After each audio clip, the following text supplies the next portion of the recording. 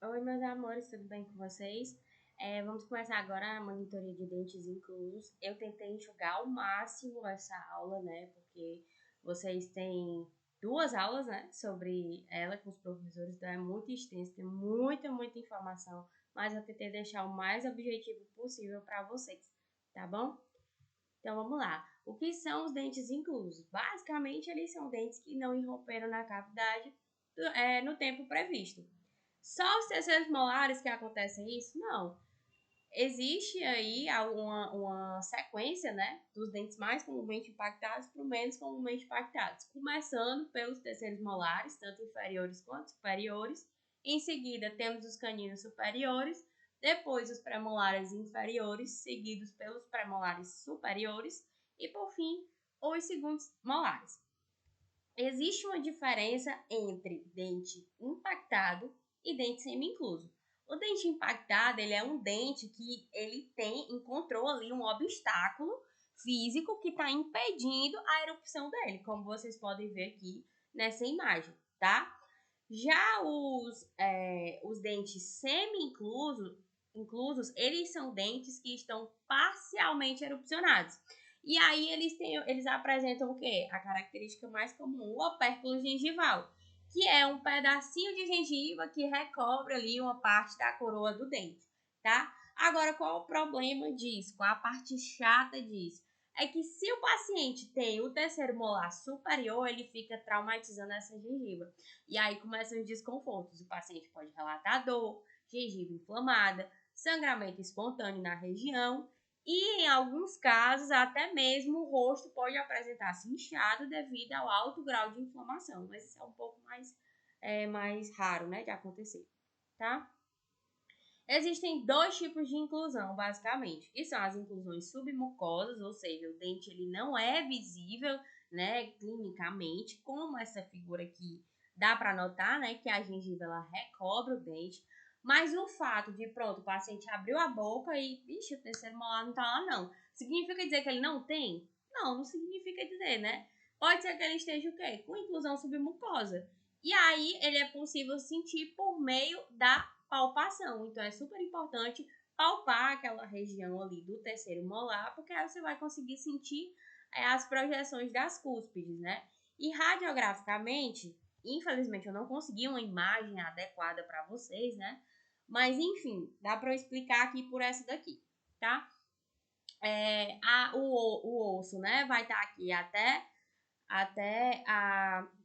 aqui abaixo da coroa, né? Recobrindo abaixo da coroa. No entanto, vocês vão ver aqui essa região que tá aqui mais acinzentado, num tomzinho de cinza um pouquinho mais, né, clarinho assim, que seria a região tecidual, né? Que seria a região da gengiva, tá? Então, radiograficamente, vocês vão ver a coroa recoberta só por esse halozinho aqui, que significa que é a região tecidual, ou seja, a gengiva. E aí o dente com inclusão submucosa se comporta dessa forma radiograficamente, tá?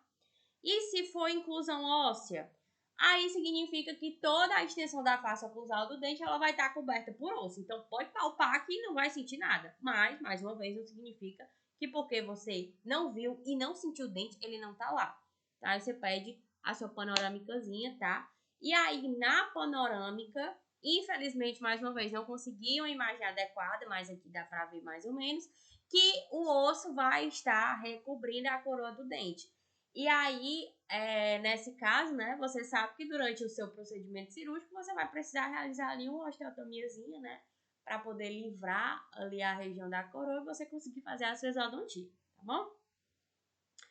As classificações de inclusão, elas são duas. A classificação de Winter, que é essa que eu vou explicar agora, e a de Pew e Gregory, que eu vou explicar posteriormente.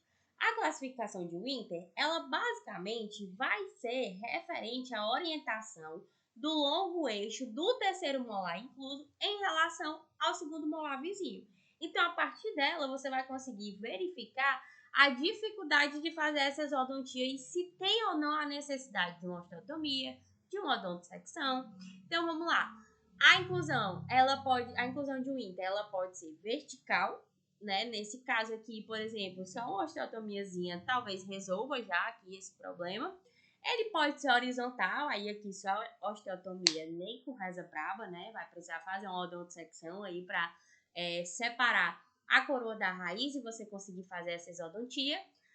O dente pode estar mesioangulado, quando ele está com a coroa inclinada para o segundo molar. Ele pode estar distoangulado, quando a coroa está voltado para o lado oposto ao segundo molar e a raiz que está mais voltada para ele. Ele pode estar linguovertido, ou seja, ele está com a coroa voltada para a região lingual. Ele pode estar vestíbulo-vertido, ou seja, com a coroa voltada para a região vestibular. E aqui são situações mais raras, mas que podem acontecer, né?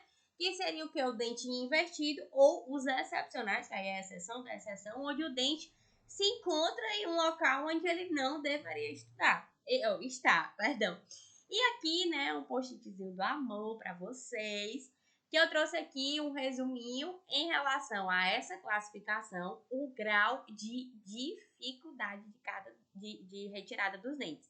Em região de mandíbula, é mais fácil você remover o dente que está mesioangulado, que é nessa situação aqui, tá bom? É mais fácil na mandíbula. É mais difícil você tirar quando o dente é distoangulado, que é esse aqui, porque ele está voltado para o ramo mandibular, tá bom? E na maxila é mais fácil retirar quando o dente está vertical. Inclusive, para quem já começou suas exodontias e para quem ainda vai começar, se o paciente de vocês o paciente de vocês tiver os terceiros molares superiores verticalizados, os professores vão dar preferência nesse início para que vocês retirem esses dentes. Por quê? Pela facilidade de retirar eles. Isso acontece principalmente porque a espessura óssea, né, da maxila é bem menor do que a espessura óssea da mandíbula. E é mais difícil retirar os dentes mesioangulados em região de maxila. E isso por quê? Pelo mesmo motivo. Pelo mesmo motivo que é fácil tirar o vertical, é o mesmo motivo que é difícil tirar o mesioangulado. Por quê? Porque a quantidade óssea é menor. E aí tem mais risco de, na hora que você tentar deslocar esse dente, você empurrar o dente para onde? Para dentro do seu maxilar. Então, muito cuidado quando vocês estiverem usando as alavancas, né? A alavanca Pot, por exemplo, para quem já usou ela é uma maravilha. Ave Maria, ela tira qualquer coisa. Não tem risco com ela. No entanto, tem esses riscos aí, então vamos ter cuidado na hora das alavancas, tá bom? A classificação de Pio e Gregory, ela já vai classificar os terceiros molares de acordo com a sua profundidade de impacção e relação com o ramo da mandíbula, certo? Ela vai se classificar de duas formas. Ela vai se classificar por meio dos números. Essa classificação por meio dos números, ela é em relação ao ramo mandibular. Então, é essa daqui que eu estou mostrando para vocês. Então, o dente ele pode ser classe 1, onde ele vai ter a coroa totalmente anterior ao ramo da mandíbula.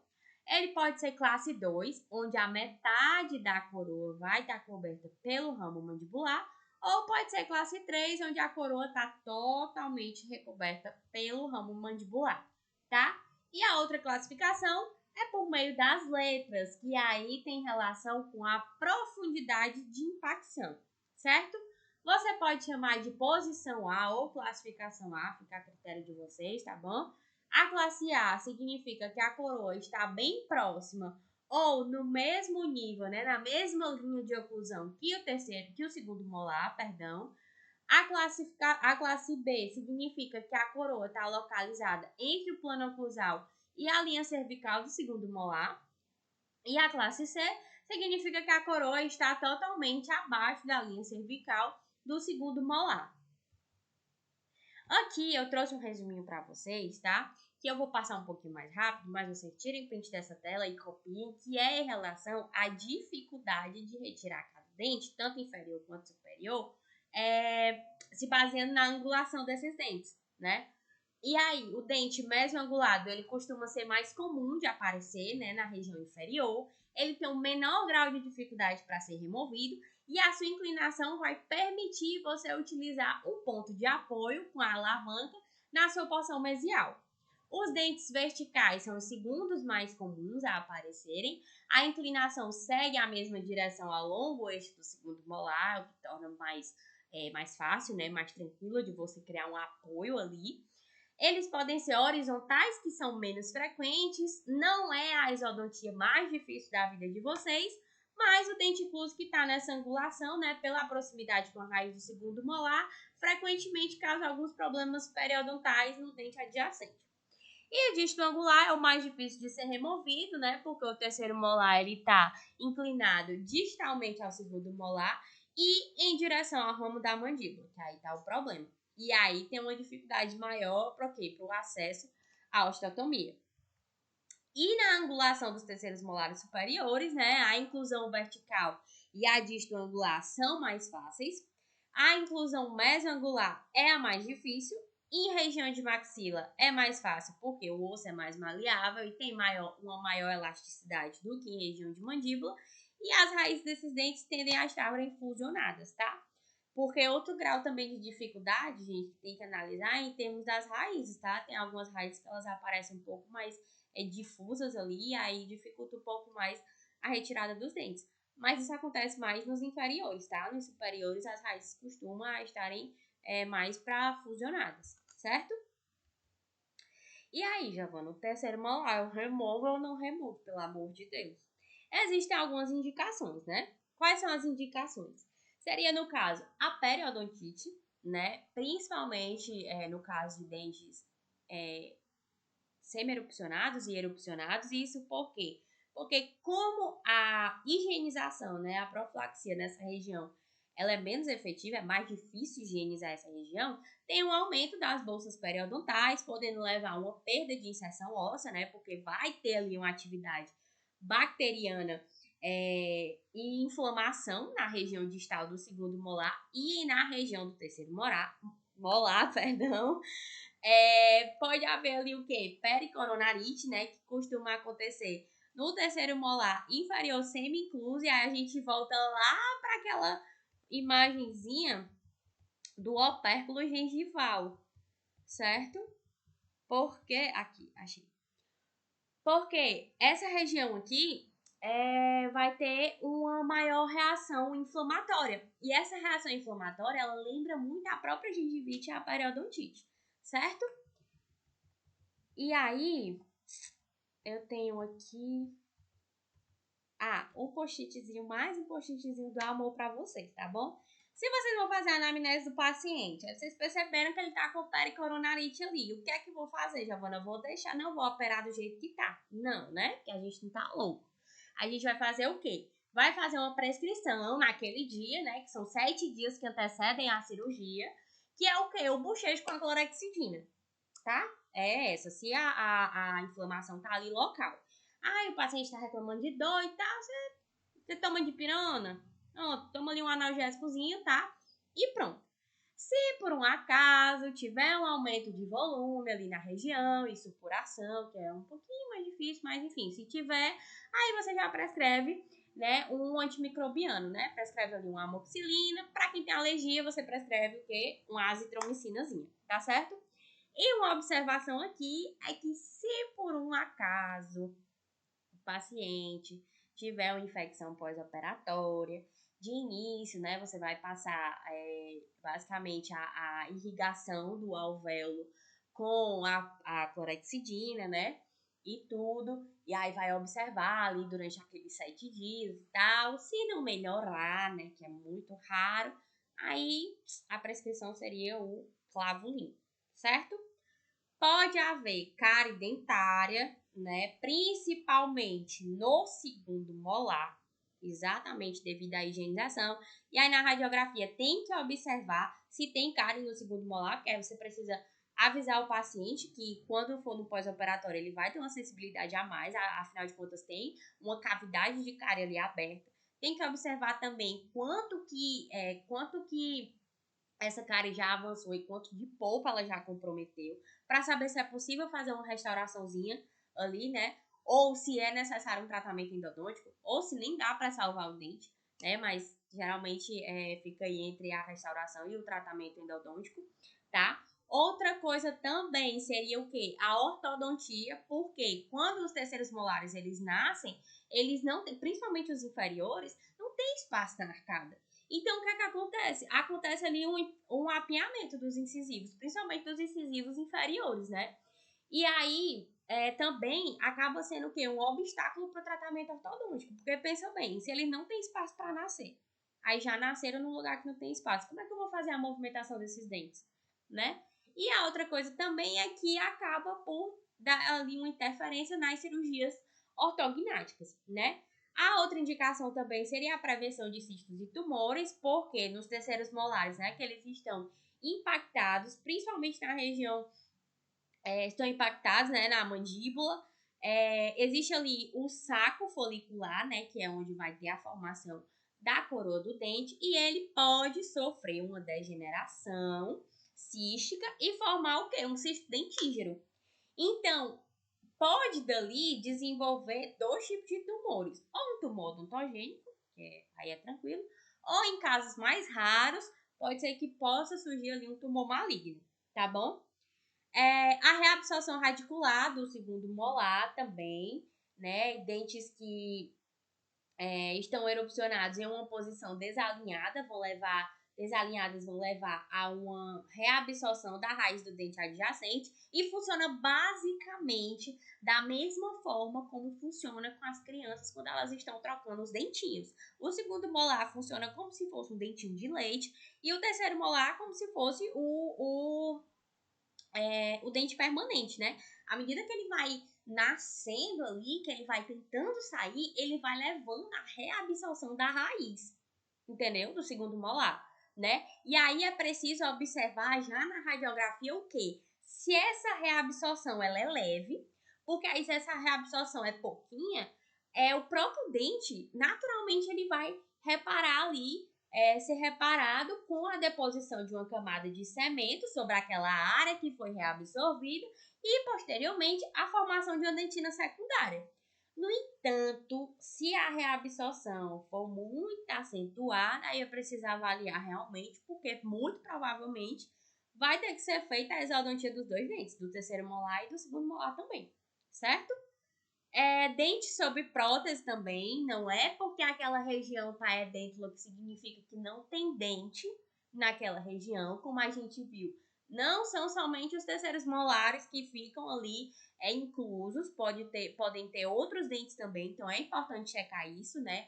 Fazendo da mesma forma, palpação, pedindo radiografia, tá bom? Prevenção de fratura mandibular também, então a gente precisa considerar os pacientes que praticam esportes de contato, como futebol ou lutas, né, porque eles estão mais sujeitos a sofrer ali impacções, né, na região de mandíbula. E apesar da região onde fica o terceiro molar, né, ser uma zona ali de reforço com bastante quantidade de osso, no entanto, quando tem um dente ali, já fica mais sujeito à fratura. E também a outra indicação são dores sem causa aparente na região do terceiro molar, certo?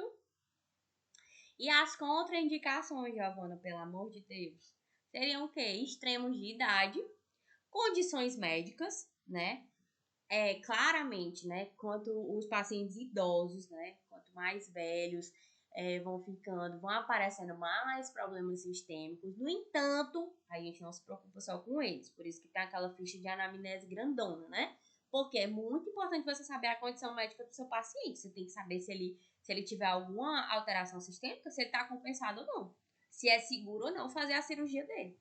E aí você lança mão de todos os exames que sejam necessários para você ter essa certeza, tá? E também precisa avaliar os danos que serão causados às estruturas adjacentes, porque aqui a gente trabalha no princípio da beneficência e da não maleficência, né? Então, ou você vai levar ao benefício a esse paciente, ou nenhum dano, mas não pode o fato de você tirar esse dente causar dano para o paciente, aí isso não, né, não pode. Em relação aos extremos de idade, Resumidamente, o que é que acontece? Quanto maior a idade daquele paciente, né, vamos passando os anos, a cicatrização ela vai diminuindo e a dificuldade cirúrgica vai aumentando. E isso por quê? Porque com o passar dos anos, há uma maior densidade óssea devido à calcificação, o osso se torna menos flexível e aí vem o quê? A maior propensão a uma fratura, certo? E aí, principalmente em pacientes mais velhos, você tem que avaliar, certo? Onde está o dente, o grau de impacção, se há realmente a necessidade, se tem algum problema o dente ser deixado ali, né? Se for deixado o dente, né? Se não for feita a exodontia, tem que ser feito um acompanhamento. Então, é necessário avaliar várias coisas. Giovana, obrigatoriamente, porque o paciente tem mais de 40 anos, já é um risco, e o que é mais jovem não é um risco? Não, calma aí, alto lá. Porque se por um acaso eu tenho um paciente de 40 anos, por exemplo, mas que ele é normosistêmico, um paciente mais novo, assim, com 24, 25 anos, mas que ele não é normosistêmico, aí, né, vamos pesar aí que o paciente mais jovem acaba sendo, nesse caso, tendo um risco maior do que o de 40 anos, que é a norma sistêmica. Então, tudo isso tem que ser avaliado em conjunto e não de forma separada, tá bom? As possibilidades de tratamento são o quê? A remoção do dente, né? A exposição cirúrgica da coroa, onde vai permitir a erupção natural daquele dente, que é feita por meio do quê? Da remoção do tecido na direção apropriada para que seja feita a movimentação dessa coroa. O tracionamento ortodôntico também, eu trouxe aqui esse videozinho para vocês, ó, que dá para ver, né? Aqui o canino estando incluso, aí é feito o acesso, né? A remoção do tecido para a exposição da coroa, é colado o bracketzinho, e aí é feito a cirurgia de exposição juntamente com a ortodontia para fazer essa orientação de erupção, né? Então, se chama de orientação ativa, tá bom? Pode ser feito também o transplante do dente, o autotransplante do dente. Inclusive, eu lembro que tem uma dupla que pegou uma paciente que ela necessita de uma reabilitação muito grande, envolvendo, assim, várias áreas da odontologia. Mas eu não lembro agora, não me recordo se ela tem a ausência só do primeiro molar ou se é do primeiro e do segundo, alguma coisa assim. Eu sei que o professor Abraão até viu e olhou que, pelo menos dentro da cirurgia, uma das opções para ela seria o quê? Seria ser feita a remoção do terceiro molar e transplantar ele nessa região edêntula. Se eu não me engano, é o primeiro molar que falta, né? E o redirecionamento da erupção, né? Esse dente aqui já estava em posição, mas ele pode estar numa posição modificada, e aí você faz o redirecionamento dessa erupção, tá bom? Os acessos cirúrgicos agora, né? No geral, para fazer uma cirurgia de dente incluso, o retalho utilizado ele tem que ser mucoperiósteo, ou seja, é um retalho de espessura total, onde você vai fazer o descolamento de mucosa e periósteo. E por que a importância de fazer o descolamento desses dois, né? Porque você precisa, se você descola só a mucosa, vai sangrar muito, porque a região do periósteo é muito vascularizada, né? Então, você precisa fazer o descolamento da mucosa e do periósteo, aí você vai ter acesso ao osso, de fato, para você trabalhar em cima dele, né? Se for necessário fazer ali uma osteotomia, você faz. Você vai ver que você vai manter o campo limpo, porque afinal de contas o sangramento é infinitamente menor quando você faz esse retalho de espessura total, né? Lembrar que as incisões elas devem ser firmes e únicas, então colocou o bisturi, não tira mais, vai fazer toda a incisão, né, do mesmo jeito, porque se você fica tirando e colocando, tirando e colocando, tirando e colocando o bisturi, como se você estivesse cortando um pão, esse tecido vai ficar todo irregular. E aí, na hora de fazer a sutura, a recuperação, a cicatrização tecidual vai ser muito ruim, né? E lembrar que quando for fazer o descolamento, né, dos dentes inclusos, ter bastante cuidado, principalmente nos terceiros molares superiores, como eu falei para vocês, né, pelo risco de ir parar em outros locais, né, como é o caso do seu maxilar. Em geral, os retalhos eles devem ser amplos para que você tenha uma boa visibilidade do seu campo operatório. A linha de incisão deve repousar sobre o osso rígido e isso é de extrema importância. Na hora que você estiver incisando, você tem que sentir o osso, porque você vai ter uma margem de segurança ali. Você vai prevenir um colapso do retalho e a descência da sutura. E aí, além disso, tem nos terceiros molares inferiores, por exemplo, tem que ter muito cuidado para que não caia no vazio na hora que você estiver fazendo essa incisão, porque não é vazio. Tem estruturas importantes ali e que se você lesionar elas vão levar a prejuízos, né, ao paciente. Eu vou falar disso daqui a pouco, tá bom? Pronto. Os cuidados que você precisa ter na hora que você for fazer a relaxante.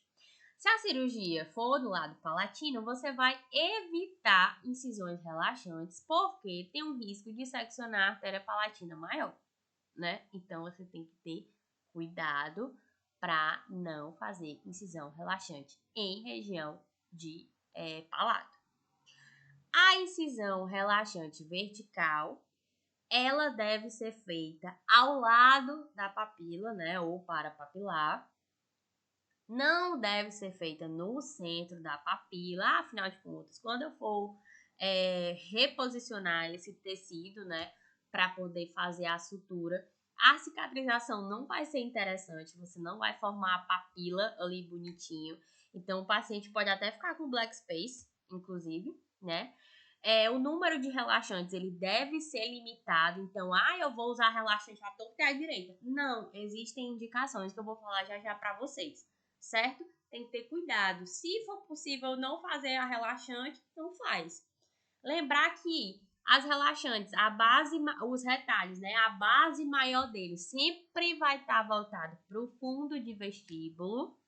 E você deve evitar retalhos com ângulos agudos, tá bom? Falando agora um pouquinho sobre os retalhos, né?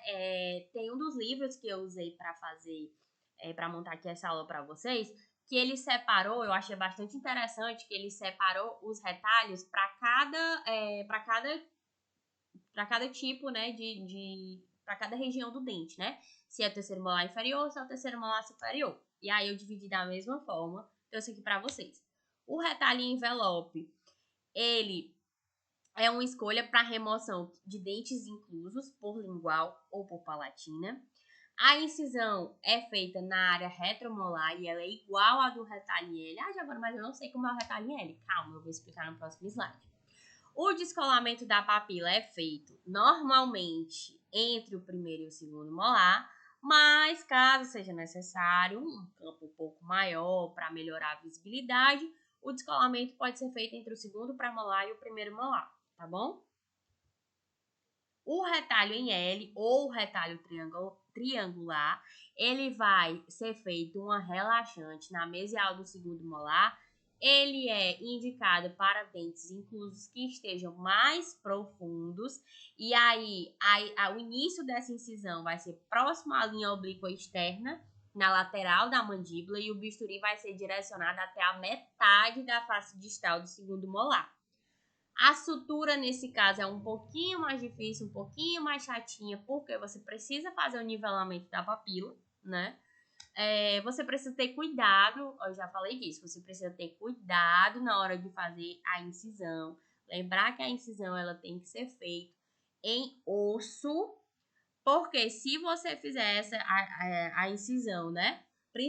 A incisão, falando agora falando em termos dos molares inferiores, se a incisão ela for feita direcionada para a região lingual, você tem um risco de cair no vazio, mas é um vazio bem entre aspas, porque ali passa o quê? O nervo lingual, e aí você tem risco de deixar o seu paciente com parestesia, tá bom? Então, reforçando, incisão tem que ser apoiada em osso, tá bom? Falando sobre os retalhos para terceiros molares superiores, no geral, as incisões elas são feitas do final da tuberosidade até a distal do segundo molar. E na região mesovestibular é onde é feita a relaxante. tem que ter cuidado na hora de fazer o deslocamento do dente para que ele não seja deslocado para dentro do seu maxilar ou para a fossa infratemporal, tá bom? Cuidado na hora de tirar. Como eu falei, quando o dente está vertical, ele é mais fácil, ok. Mas é quando o dente está vertical, ele é mais fácil. Não significa dizer que não tem dificuldades. Então, avaliar bem os dentes e ter cuidado na hora de usar as alavancas, tá bom? O retalho em envelope, nesse caso dos terceiros molares superiores, ele é evitado. Por quê? Porque a região, para quem já fez a cirurgia, sabe que a região do terceiro molar superior é muito difícil. É muito ruim, tem uma dificuldade muito grande de acesso. Então, a gente evita fazer um retalho em envelope.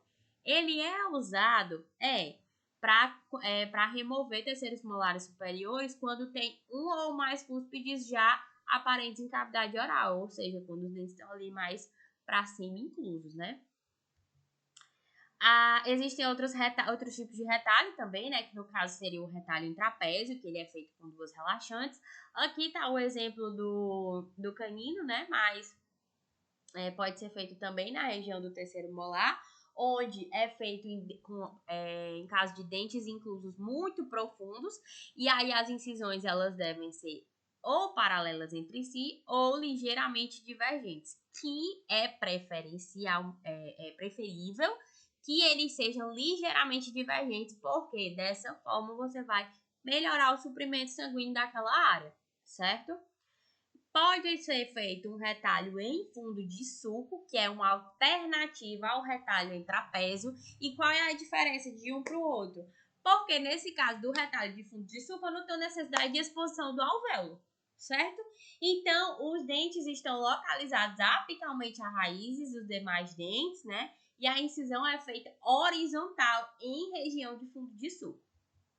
E também tem um retalho em L, né, como vocês podem ver aqui, que eles são mais utilizados em casos dos dentes que estão totalmente impactados, né?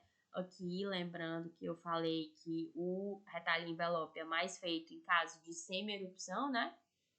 Já que o retalho em L é em caso de impacção mesmo, tá bom? E aí a gente entra no pós-operatório, né, que você precisa fazer uma irrigação criteriosa, aspirar o sítio que foi operado, fazer a regularização das espículas ósseas, né, caso seja necessário. Então, você precisa olhar como é que tá, conferir, fazer a homeostasia local e também fazer a sutura. E aí, falando da sutura, a sutura você precisa fazer o reposicionamento do retalho, né? O primeiro ponto, quando você faz o retalho, é chamado ponto de reparo, e aí ele é realizado aqui, ó, no vértice da incisão vertical. E lembrar que na hora de fazer a sutura, você não deve apertar demais a sua sutura. Ah, Giovana, eu vou deixar o ponto frouxo? Não, senão o retalho não vai ser posicionado, né, gente? Mas a gente vai fazer, deixar ele apertado, mas não vai apertar tanto assim a gengiva para evitar o quê? Uma necrose tecidual, né? E, por fim, né? É isso mesmo, essas daqui são as referências, né, que eu usei para montar essa aula. Eu não trouxe para vocês o passo a passo cirúrgico, porque é basicamente a mesma coisa das outras cirurgias, né? Salve algumas mudanças, que foi o que eu trouxe, que eu explanei mais aqui para vocês, porque afinal de contas, os terceiros molares, eles são dentes que eles se comportam de uma forma peculiar, então eles exigem mais cautela, né? Exigem um planejamento aí realmente muito detalhado. E também trazer o passo a passo cirúrgico desses dentes é um pouco complicado, porque é uma cirurgia como qualquer outra, né? Então, o passo a passo, no geral, é o mesmo, mas aí você tem que avaliar cada caso. Então, é importante vocês sempre terem aí as radiografias, sempre imprimam as radiografias, levem para a clínica, que é muito importante. Se planejem antes, né? Para evitar ter qualquer tipo de surpresa desagradável aí durante o procedimento cirúrgico de vocês. Eu vou tentar mandar esses livros para vocês no grupo. Não sei se vou conseguir mandar esse. Esse aqui, a certeza, eu não consegui, porque ele é muito grande. Vou tentar ver se eu coloco num drive. E vou mandar para vocês também um capítulozinho de um livro que eu tenho em PDF, que ele é bastante interessante, né? Sobre dentes inclusos. É um resumão, né? Ele é bem objetivo mesmo. Tem algumas questões lá, né? Também tem tabelas, tem imagens, então é bastante interessante para vocês estudarem, tá bom? Se ficar alguma dúvida, vocês sabem que vocês podem me procurar. Tem o meu horário de atendimento, né, lá no ícone do grupo. E a gente pode marcar um atendimento para tirar as dúvidas de vocês, tá bom? Tchau, gente. Beijo. Até a próxima.